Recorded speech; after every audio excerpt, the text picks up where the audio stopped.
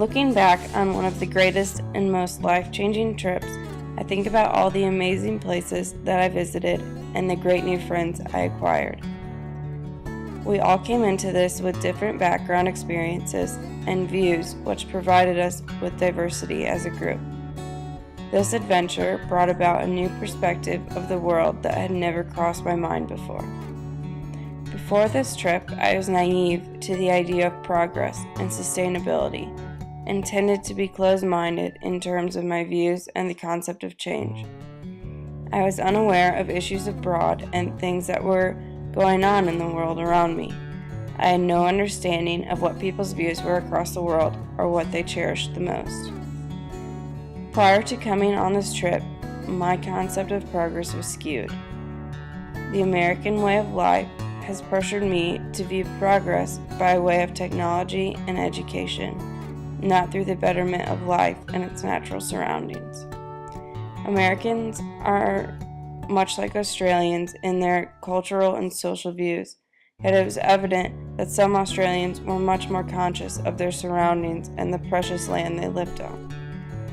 Through preservation and the mindful efforts of the community people, Australia is attempting to protect its natural resources, including the Great Barrier Reef and rainforests. New Zealand has worked to maintain their country's natural beauty through many conservation tactics. It was in this country that I finally realized that progress is a collective process. I always considered progress to be the end goal in terms of sustainability, but as I found, there are many little parts that complete this actual process called progress.